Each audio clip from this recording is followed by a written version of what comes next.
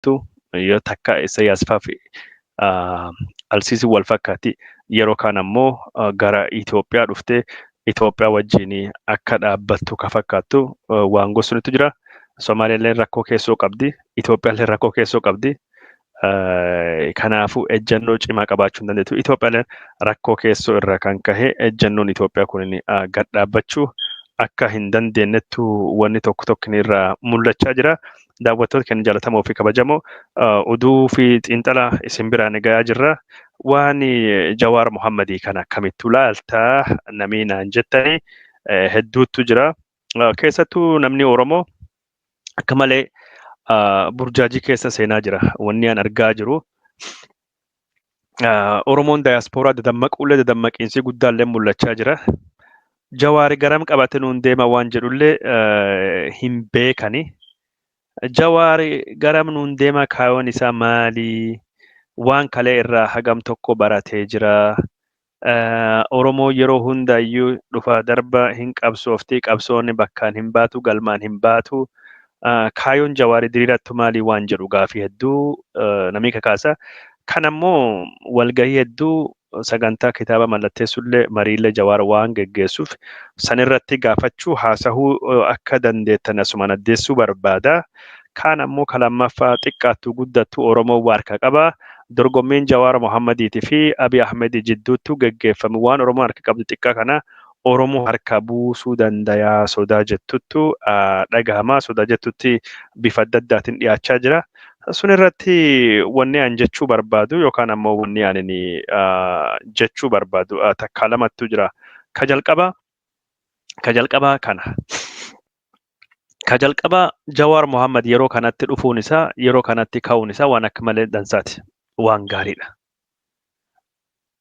Jawaar Mohammad dhufuun isaa calleessa kanaan dura calleessi gurra nama duuchuu sanirraa bahee dubbachuun isaa waan akka malee dansaa tokko waan akka malee jajjabeeffamu guddoo barbaachisaadha.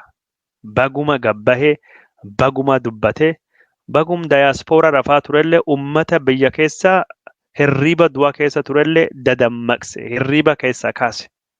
An kanaaf Jawaar dhufuun isaa waan akka malee dansaa positive waan ta'e tokko jedhee yaada. Akki yaadattu waan akka malee gaariiti. Jawaar karaa qajeelaa qabaachuu qaba, karaa diriiraa qabaachuu qaba. Karaa diriiraa, karaa qajeelaa qabaachuu qaba. Jawaar caasaa qabaachuu qaba.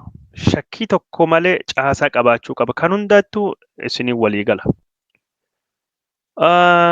Kaan ammoo namni tokkin Abiyyi irratti finciluu qaba moo finciluu hin qabu? Abiyyi mootummaa Oromoo moo mootummaa Oromoo miti waan jedhutu ka'a.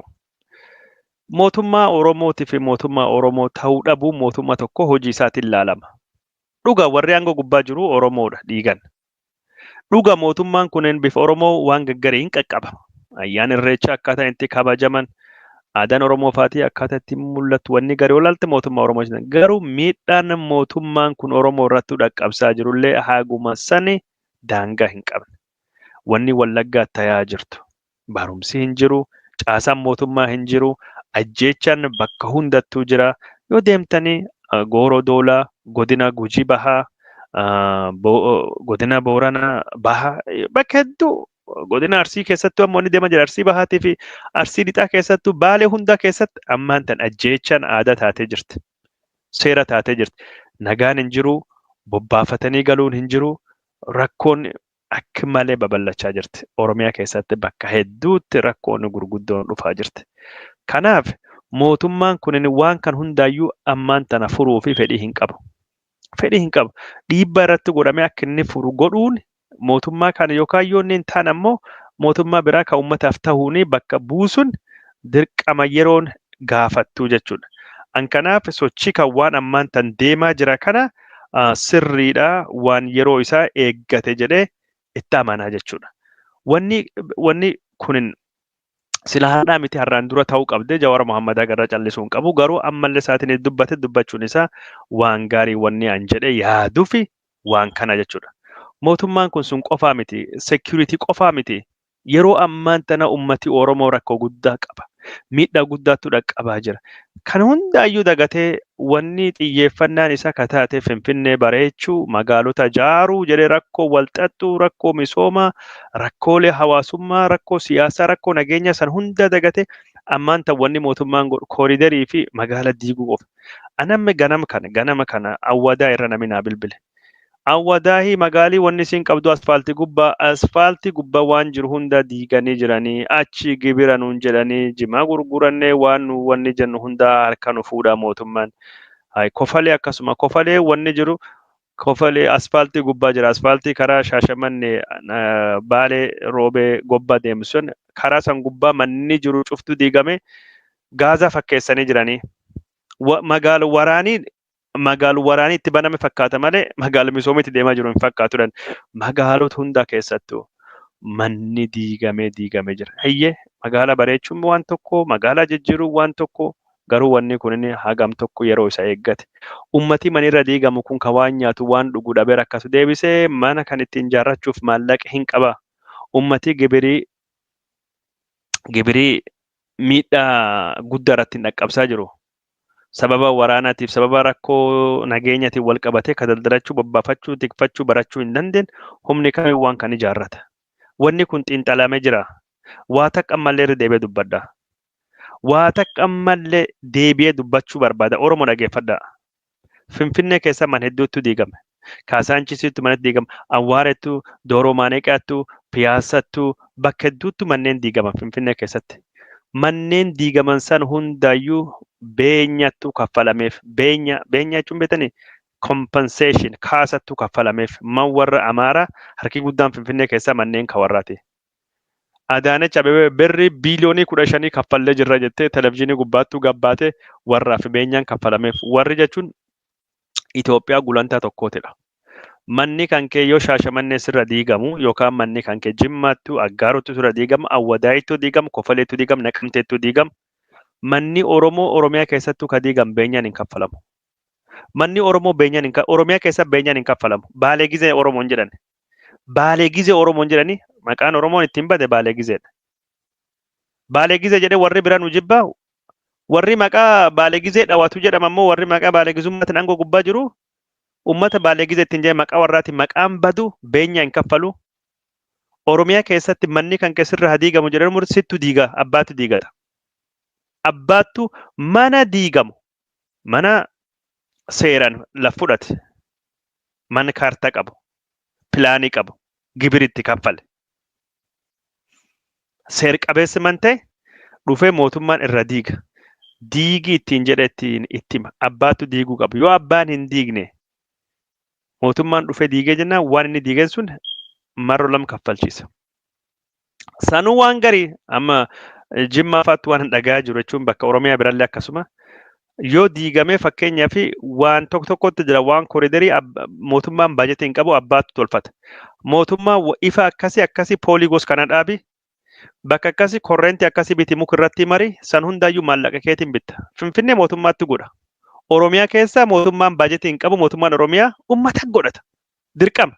Mana diigamee sittu diigsifata. Man kan kee nam tokkotu jira kan beeku. Ilmi isaanii arma dooktorii maali jedhamee abbaa man jaaree mana abbaaf inni jaarsuun waggaa 2-3 dura jira. Amma maaliin sun dhufee irra diigi kooriidariin. Seevingii waggaa gamin. Nam armattuu taaksii oofee hojii biraa jaartii maatii ta'anii taaksii oofanii ganna maallaqa walitti kuufatanii ofii isaaniitti odoo jiruu gaarii hin jiraanne mana jechuun mootummaa fa keessa dhokachaa jiraachaa asii adooman hin bitanne biyyattu man jaarate man isaan irra diigan. Man miiliyoona 30-40 Shaashamanneetti, Adaamatti, Jimmaatti, Aggaarotti, Naqamteetti wanneen dhagaa jiru kana. Man Oromoo tokko lama magaalaa keessa jiru warri durii man qabu ka Oromoo kaartaan irra bahee jedhamee cufaayyuu diigama roobetti. Bakka hedduutti waan dhagaa jiru. Garuu manni diigamuu miti. Lafti kan mootummaati lafa hin argattu. Manni keetilleen Oromiyaa keessatti waan takka hin argattu. Mootummaan waan kan hunda godha. Uummataan mari'achuun hin jirtu. ummatiin tumanii an waan roobetti waan aanaa gobbaa baaleetu tasanitti himee ture. Ummati naannoo suni ka bineensa san eegee tiksee gadamsa maalii jeedala diimtu waliin jiraate tumamanii achi keessa ba'an paarkii keessa. Mana hin qaban. Wanni isaan qaban achi keessa waan isaan qaban sanii deemadhan guyyaa tokkomman diiganii ari'aa jiran ummata baasaa jiran. Yoo san dhageettan namni yeroo dheeraaf hin dubbatu malee karaa paarkii Naccisaarii jedhamuun ummata Oromoo Gujii akkasii godhaa turan. Ummata birallee akkas godhaa jiran. Yeroo garii ati ilaalte mootummaan kun nama moo bineensaaf bakka kenna. Bar durii jechuun ani hin yaadadha. Saala jaalachuun waan tokko, qorkee jaalachuun waan tokko karrayyuutu jira bara Haile Sillaasee. Nulleen qorkee hanqannee haga mootummaan keenya jedhan haga qorkee nu yaadu nu haa yaadudhanii kadhatan durii warri karrayyuu gaazexaa gubbaattu. Bar dargiillee yeroo dargiin jalqabu dhufe gaazexaa bariisaa fa gubbaatti haga qorkee yaadu haga qorkee jaalattan maaliif nu yaadu dadhabdanii jedhanii kadhatan mootummaa. Karrayyuu akkasii lafarra buqqisanii baasan. Ammallee akkasuma godhaa jiranii yeroo ammaan tana pireesillee waan tokko waan takkallee namni barreessu hin jiru waan isin ajaa'iba. Waan takkallee namni barreessu hin jiru. Qotee bulaa nama Baalee keessatti waan hin dhagaye hunduu isaanii qamadii facaasaa jedhan. Qamadii facaasaa jedhanii yoo isaan qamadii facaasanii qamadiin odoo maasaa irra jirtu qamadii kan mootummaatti dhufee bitee ekspoortii godhaa namni qamadii dhoksuu yookaan ammoo yoo dhoksu ammoo hidhamu qamadii fi qamadii malee waan bira facaasuu hin dandeettu. Akkasittu jechuun yeroo ammaan tana Baalee godhaa jiran waan qamadiitiin wal qabate. Qamadii facaasaa jedhanii qamadii ati facaaste dhufanii televezyiinii kaameraa keessa dhaabanii ka waan tokko siin gargaarre mootummaan ka xaa'oo siin kennine uumaa siin gargaarre kilaasteriidhaan maalii qamadiin qotameedhaan ololii oofama. Wanni mootummaan gor tokkollee hin jiru. Qamadii gurgurachuu hin dandeettu gatii mootummaan murteessee gatii suni gurgurta. Qamadii kana ijoollee keetillee nyaatallee irraa kuufachuu irraa hambifachuu hin dandeessu. Baalee qofaa miti bakka hundattuu akkasuma. Shawaa bahaa keessattuu godinaalee Oromiyaa hedduu keessatti akkas. Harargeen lafti gaarreen hin beektan. Lafa Harargeen lafa xiqqoo sanittu buna facaafata, jimaa facaafata. Boroo isaa duubatti maasaa xixiqqoo qabu san keessatti ammoo shunkurtaa waan adda addaa facaafata. Qullubbii qotata. San qotata. Harargeen maasaa shunkurtaa yookaan qullubbii san hunda mootummaan irra fuudhee qamadii facaasaa biyya gaarreenii san. Hardi jechuun Harargee shunkurtaan yookaan ammoo qullubbiin hin jirtu. Dinnichi hin jiru. Qamadii facaasan. Bakka hundattuu qamadii facaastanii qamadii biyya lattuu erginaa doolaarii ittiin galfanna. Akka uummatni nyaatuuf miti. Qamadiin hin jiru. Qamadiilleen hin jiru. Shunkurtiilleen hin jiru. Shunkurtiin qaala'ee jira. Mucaan tokko rakkateeti feesbuukii gubbaatti. Inyaa qe'ee baay'ee አይደለም የምንፈልገው ቀይ ሽንኩርት ነው. Nu galaana diimaa miti kan nu barbaachisu Harargeetti. Qullubbii diimatti nu barbaachisa. Shunkurta diimatti nu barbaachisa. Maaliif waan kan jedhu imaammatii mootummaa qormaataan hin deeggaramne muuxannoon hin deeggaramne uummataan hin mari'atu Abiy Ahmed waan itti fakkaate tokko waan waaqii isaaf mul'ise yookaan ammoo waaqii naa ibse jedhee inni yaadu itti dhufaa fi yaadi yoo inni dhufe Abiy Ahmed jennaan waan tokko jechi waaqaati jechuun akkuma waan quraan keessa jiru yookaan ammoo waan kitaab qulqulluu matsaaf quddusii keessa jiruuti kaadiranii fudhatti ummata dirqamaan qamadii facaasaa, shunkurtii balleessaa, jimaa balleessaa, buna balleessaa, kanaan ammoo garbuun facaasinaa, qamadii facaasaa, akkas godhaa, paappaayyaa facaasaa. Wanni kun muuxannoo irratti hin hundoofne, qormaata irratti hin hundoofne, waliigaltee marii irratti hin hundoofne, ummataaf gargaarsi hin kennamne yookaan hin godhamne barnooti hin kennamne. Waan akkasittu deemaa jira. Kan hunda maalidha? Namni mootummaa Abiy Ahmed dur dhaabbatee ummataaf sagalee ta'u falmitoonni hin jiranii. Paarlaamaa wanni jedhamu hin jiru. Paarlaamaan Abiyyiidha. Manni murtii Abiyyiidha. Falmitoonni jedhan humni hin qabanii. Miidiyaa wanni jedhamu hin jiru. Abiy Ahmed mataa irratti